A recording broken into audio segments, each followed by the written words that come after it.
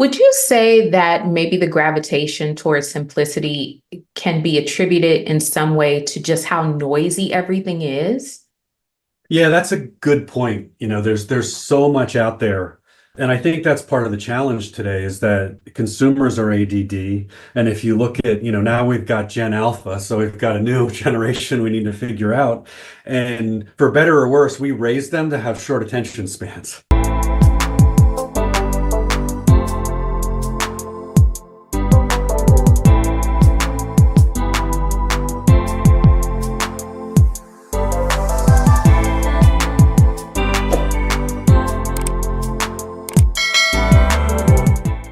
Welcome to the brndBrief podcast, where we discuss the latest trends and key strategies that are driving brand growth. This podcast is powered by Brand Method Media Group, and I'm your host, Kelly. Today's guest is Joe Weinlick, CMO and strategist of WeinlickWorks. Joe is a seasoned marketing expert who helps entrepreneurs scale their businesses through strategic planning and brand positioning. As a fractional CMO, he provides hands-on guidance to drive brand growth and success. Welcome to the show, Joe. Thank you. Glad to be here. Awesome. WeinlickWorks has carved a niche in strategic marketing. Can you share how your approach to brand strategy has evolved over time and what key elements have contributed to maintaining its relevance? Yeah, and I guess I started doing brand strategy years ago within an ad agency world. So was working with a variety of clients, large clients, IKEA, Microsoft, as well as smaller clients. And the key to brand strategy has always been just uncovering the simple truths. I tell clients, I'm not here to create something for you. I'm simply here to uncover the brand that already exists. I think the evolution that's occurred over the years is there's been this increasing focus on simplicity, and it's sometimes even going to the point where people talk about blanding, where brands become so simple that perhaps they lose something. But I think that's the overall trend, is just becoming as simple as possible. I think the other trend, if you look, and maybe this is a little bit more about marketing than branding, is 20 years ago, you were trying to figure out how to develop an advertising campaign. So your brand would be, come alive through advertising. And today, in many ways, advertising, unless you're a big brand, becomes less relevant. So you're trying to find ways to engage and meet your target audience in really authentic, local arenas. Would you say that maybe the gravitation towards simplicity can be attributed in some way to just how noisy everything is? Yeah, that's a good point. There's so much out there. And I think that's part of the challenge today is that consumers are ADD. And if you look at, now we've got Gen Alpha, so we've got a new generation we need to figure out. And for better or worse, we raise them to have short attention spans. So you have to be simple, although I'd say the great brands always got something, about that simplicity. Nike, we're just going to be about competition, right? Coke, we're happiness. So they always had that element. And I think what's changed is B2B brands and other, perhaps more complex brands didn't used to follow that route. And now everyone's trying to follow that same path. And I find, sometimes that can be difficult to slow down everything in the minds of the decision makers and say, okay, let's just simplify this. Let's just scale down and get back to a really simple message and make it creative without it being clunky or noisy. Yeah, Awesome. absolutely. I think, the ability to just convey on a very simple message, and I think it's the repetition too. You have to see a simple message many times to start to, develop an affinity with the brand. Now, have you found with your clients, getting them to understand that, the repetition aspect, have you found that to become a little more easier, that people are now starting to get just because you posted 2 times? Number one, doesn't mean anyone's seen it, let alone remember it, or they're ready to kind of purchase, or do you still find that's a bit of a challenge? I mean, there's an aspect of educating clients on what branding means. I would say that sometimes it's just giving them the tools to be able to repeat it. I like to develop brand mantras because I think once the client has these words that they can share with all the employees, give employees a card with the elevator speech. So everyone's always using that same language. To me, that's what becomes important, is that you're you're giving them the tools. So it's not so much repeating it through advertising, you're getting everyone to just innately understand it within the company. So, with advancements like AI and data analytics really reshaping marketing, how do you see these technological trends influencing the traditional strategies? And how has WeinlickWorks integrated these trends into its offerings? It's interesting. I don't think we're quite there with what the future's going to be. And today, I think AI has both positive as well as negative impacts. What I see a lot of are people running AI-driven campaigns where, I mean, you can recognize them. The copy is just, kind of just expected. So I think that that's almost an opportunity to come in for a marketer and say, all right, I'll use AI. It helps me generate ideas. It might help me brainstorm. It might test my ideas. But at the end of the day, a person needs to touch it. A strategist needs to touch it. So what I tend to use tools is to kind of test what I'm doing. I keep trying, like I just went through a discovery process for brand positioning. So I had hours of depth interviews and feedback. And I thought, let me see what happens. And I tried it. I tried three different AI engines to load all those interviews in and have it categorize them for me. And unfortunately, it just doesn't do a good enough job as my pouring through them. However, what it does do is provide you know, some things to think about, maybe some categories I wouldn't have thought about, et cetera. So right now, I find it as a very helpful tool that can sometimes increase my productivity.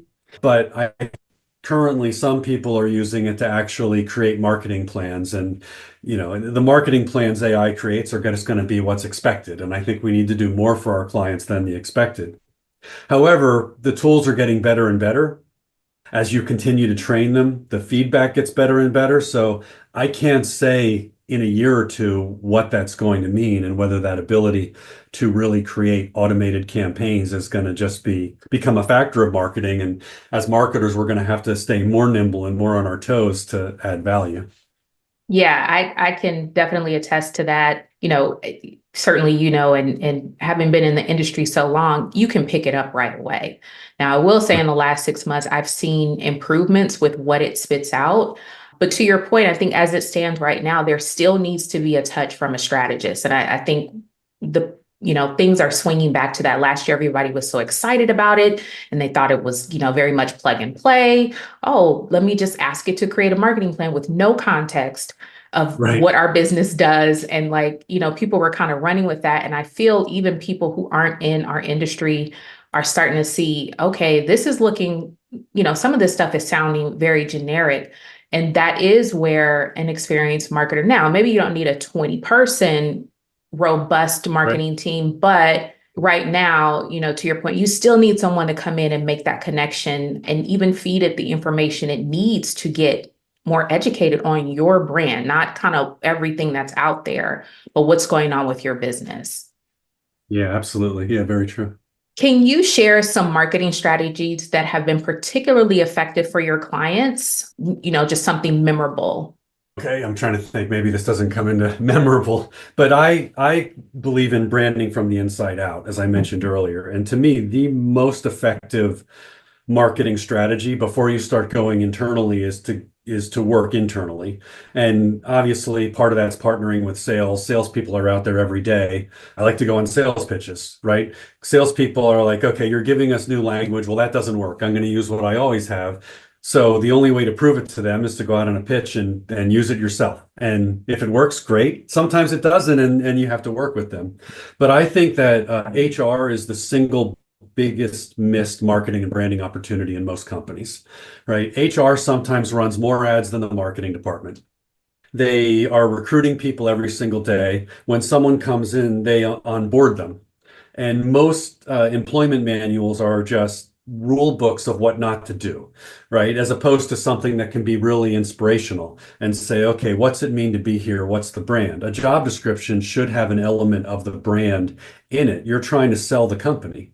And to me, that's the opportunity. If you can really get HR on board, you can change, the language everyone's using, and that can really change the brand. And that's where I've seen it with my clients. And actually, one client, they were in the food service industry, and we started with the HR department, and the branding campaign was really in the HR department. And we ended up putting together brand videos that everyone in the company, it was sent out to everyone in the company, and they ended up being acquired for, several $100 million. And I really think that part of that was the fact that you had a powerful brand video that everyone went to. So when you were talking to investors, they also sat and saw the power and wanted that. Wow, that's a really interesting person. I haven't heard that tapping into HR, but that's a really interesting perspective. But it makes sense when you break it down. We, as an agency, have definitely been trying to highlight the conversation more around the alignment between sales and marketing. I don't know how people have gotten this long with like trying to keep them siloed and this department's doing their own thing. That I'm like, how can that possibly work? Like it Right. that can't work. I mean, it has to be in alignment, but the HR piece is really interesting because that makes sense. A few years ago, we did actually a brand positioning project for the Universal Circus. And it was really focused on internal, getting everybody on board with what the brand stood for, they were just struggling to make that connection. And that was our first time working on something like that. Usually our projects are more external, like how do we get more clients? How do we get more people to show up at the circus? It was like, no, we need everybody in-house on board, and we don't have that. The connection is missing, and we need someone to come in and bring that together. So that makes a lot of sense. Yeah. Yeah, definitely. So looking ahead, what shifts or challenges do you foresee in marketing, and how are you guiding your clients to stay agile and ahead of the trend? I think it's only going to become more fragmented and harder to reach people. The idea, I mean, if you're B2C, getting out there and thinking you can develop a television commercial or an ad and you're going to reach everyone, that's just getting harder and harder to reach people.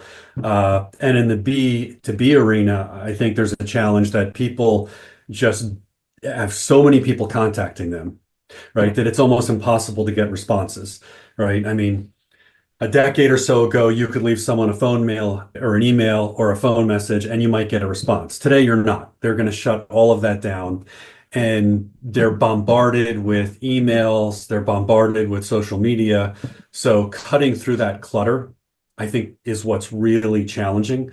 And the way to do that is you have to present real value. So, for some of my clients, that's about trying to use social media, but develop thought leadership program and give real value. The white paper that is just, again, back to the AI generated, people are going to see the ones that don't provide value. But if you can provide something that's meaningful to them, for instance, I have a client that works in the digital research space.